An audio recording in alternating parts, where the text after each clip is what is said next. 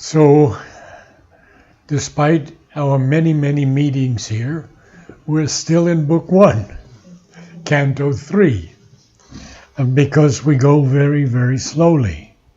And I feel, and I guess those of you who are with me feel the same, that we want to go as deeply as possible with the limited understanding that we have. And of course, it's a very, very limited understanding. The reason being that when we're still in the ignorance, which is body, life, and mind, we have not yet risen into the spiritual states of consciousness. And those spiritual states, which I have mentioned before, begin with the higher mind, which gives us a glimpse of the truth, but only a glimpse. And then the illumined mind seems to shed a light on everything. And the intuitive mind doesn't only shed a light, but everything is glowing in that light. And then, of course, there's the overmind. And the overmind is very close to the supermind. It's not there yet. There are still negativities. There are still some dualities left, but very few. So Ashwapati is on this quest of knowledge and oneness with the Supreme Divine, the Purushottama. And he's been there. We've been reading that for a long time. So we begin now with his experiences, which get deeper and deeper and higher and higher. The strength that only in action feels its truth was lodged now in a mute, omnipotent peace. This strength that we have is only possible in action. It's true for us, no doubt.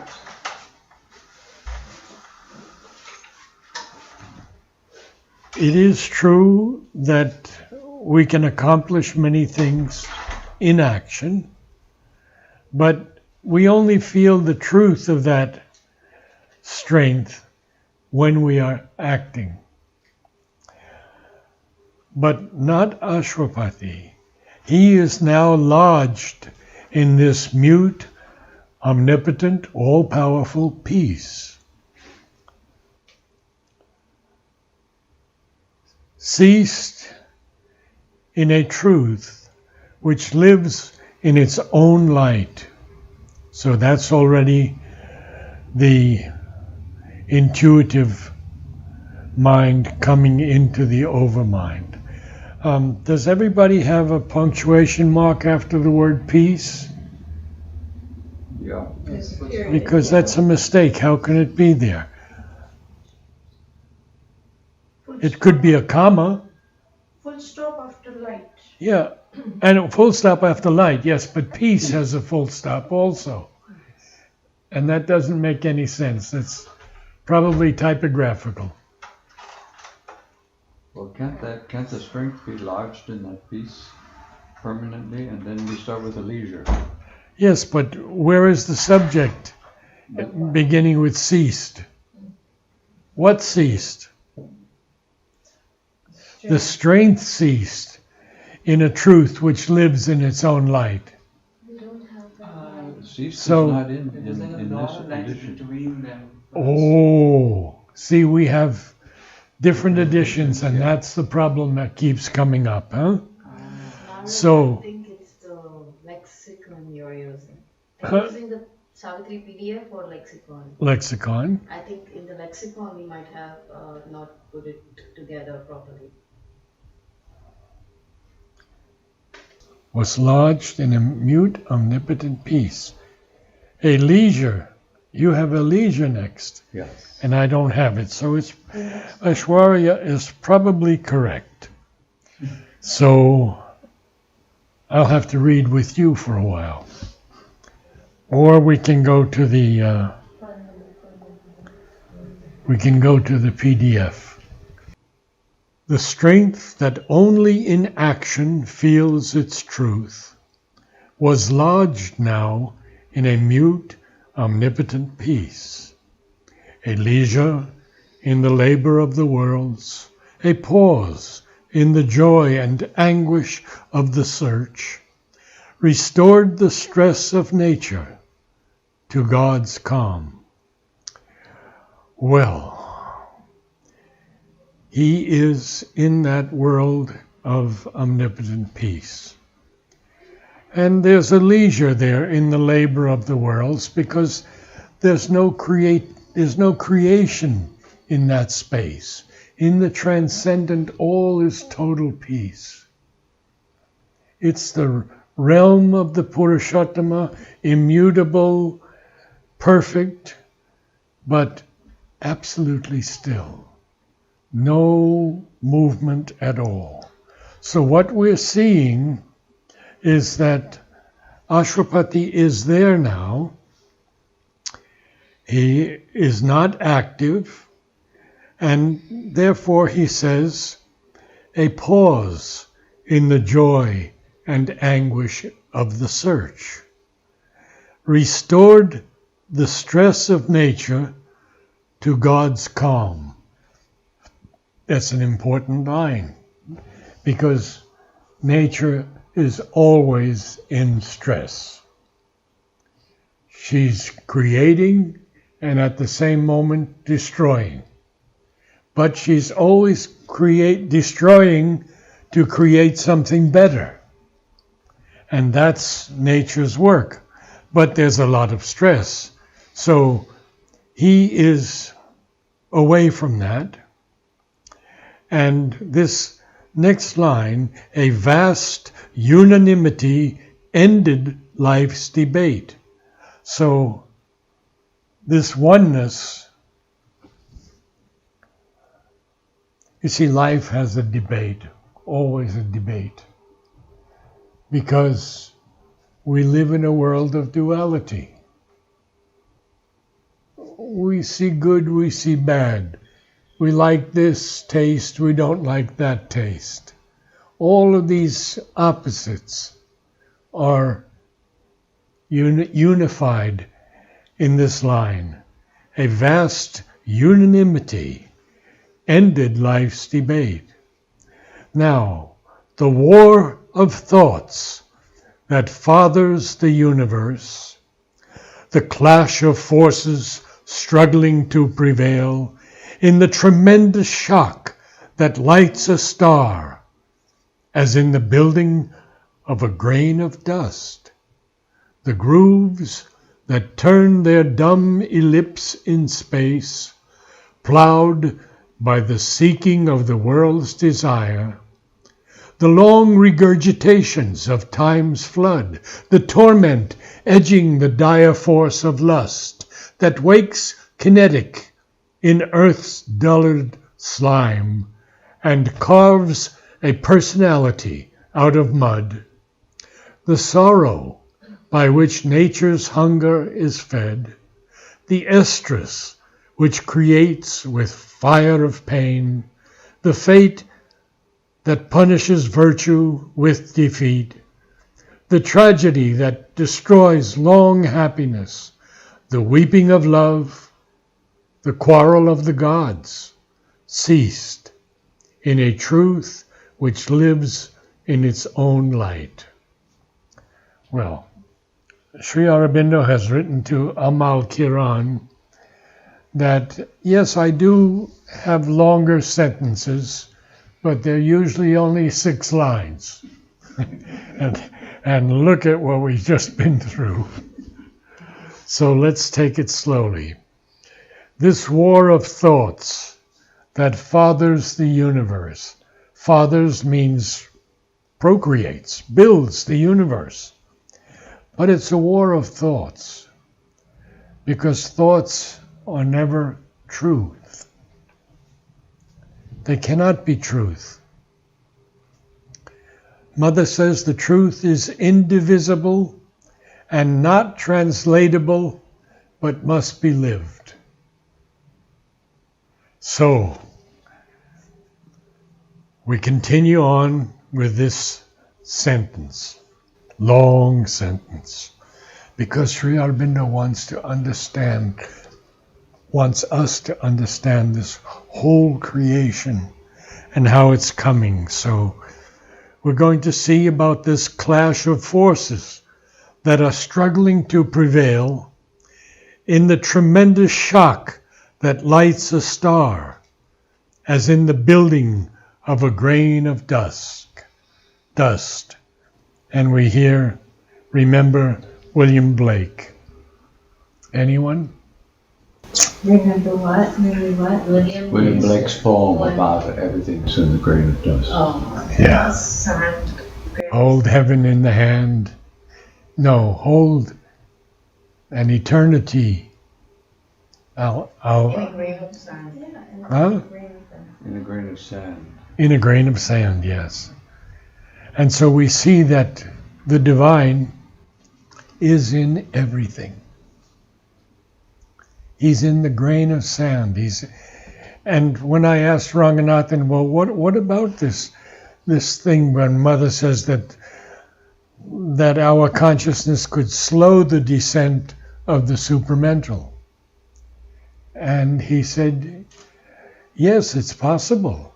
He says the first thing has to be us rising into the higher planes of existence, and then the individuals form a collective, and that is what will help bring down the supermind. But Mother also adds something else, because you have to remember, she worked for 23 years after Sri Aurobindo left his body. And Mother says that there will be a surhomme. In French, it's a little difficult to translate, but it's sort of a progression of human beings who are closer and closer to the supermind. And so the body is changing. Sri Aurobindo's nails changed. His hair changed. His body changed. He was very dark at first. Very, very dark. And he was almost white at the end. And Purani asked him, what has happened to you? And Sri Aurobindo looked at Purani's beard and simply said, and what has happened to you? That was his answer. So these grooves that turn their dumb ellipse in space, well, these cycles, plowed by the seeking of the world's desire, the long regurgitations of time's flood. Yes, time's flood is always regurgitating, always bringing up the past. The torment edging the dire force of lust, a very powerful line. This torment that edges this very severe force of lust, that wakes kinetic in earth's dullard slime. Look at the lines here. We have dullard, slime, we have mud next, we have hunger, we have pain, we have defeat. That wakes kinetic in earth's dullard slime and carves a personality out of mud. Well, so many poets have used the word clay figures to represent us. A.E. especially, and Yeats. So, the sorrow by which nature's hunger is fed. That's a powerful line. The sorrow by which nature's hunger is fed. Well, nature's hunger is fed because we want something higher. We aspire for something better, something greater. And nature knows this, and she's working at it. Only she told Mother that, why should I join you when in 1,000,000 years I can create the Superman? And Mother said, but if you join me, you will become so much more beautiful, so much more powerful. And nature joined Mother at that point. So we know that nature now is on our side, for sure. She always has been, but she takes her time. Look how many eons have gone by since the first fish, since the first amphibian, since the first animal. So many. And the estrus, which creates with fire of pain. Estrus is sort of, I guess I would liken it more to the birth of a child. This estrus that creates with fire of pain. You rarely hear a woman have an easy birth. It's always a challenge, huh? So, next, the fate that punishes virtue with defeat. Oh, why is that? That fate is the past life that all of us have had. Many, many past lives. I've told you before that the Vedas say we are here now because we have already lived 1,00,000 of lives. A lot still to do. The tragedy that destroys long happiness, we don't need to say more than that. The weeping of love, the quarrel of the gods, ceased in a truth which lives in its own light. Why do the gods quarrel? Well, what gods are we talking about? When the first 4 emanations came down from the Divine Mother and they saw their power, they turned against her. Love became hate. Good became evil. And so the gods are always quarreling. In fact, we saw earlier in Book 1, Canto 2, where Savitri had to face them, and each one wanted a part of Savitri. We're going to see a lot of that in the future. So now we're back to Ashwapati in this great sentence.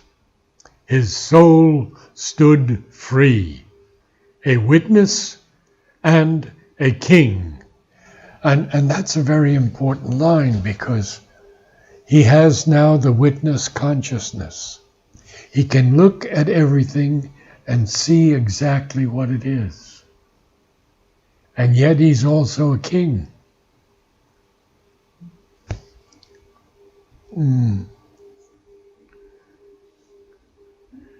Absorbed no more in the moment-ridden flux, where mind incessantly drifts as on a raft, hurried from phenomenon to phenomenon, he abode at rest in indivisible time. Time for us is not indivisible. Time for us is relative. We have morning, we have noon, we have night, we have yesterday, last year, we have ages ago. Time for us is fixed. But he lives in indivisible time. He is above the timescape.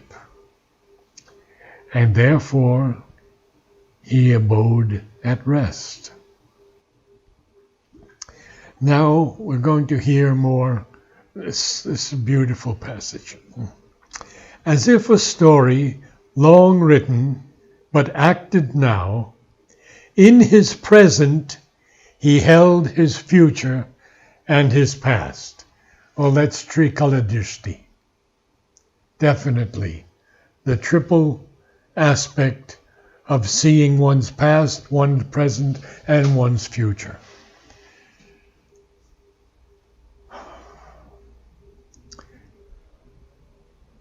Felt in the seconds, the uncounted years.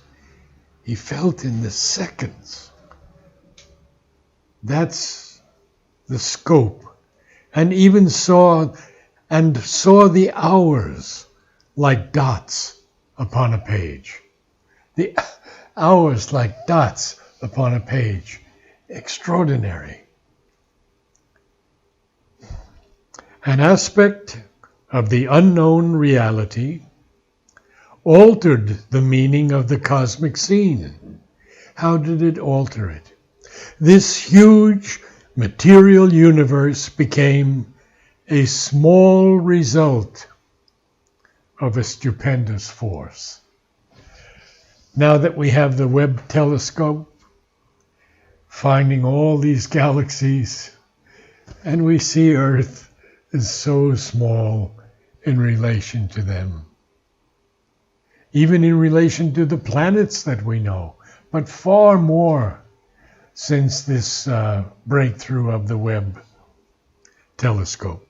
Now, this huge material universe became a small result of a stupendous force, overtaking the moment. The eternal ray illumined that which never yet was made. Now we have to pay very close attention here, because ray is capitalized and that is capitalized. And when Sri Aurobindo capitalizes, there's a reason behind it. And that reason is to give us the essential nature of that word, that experience. The eternal ray, it's the sun. It's the sun of creation. And illumined that which never yet was made. Well, that's the transcendent. We go from the personal to the cosmic to the transcendent. And that's what's being illumined now. Beyond that, of course, there's still so much more. There's Sat Chit Ananda after that.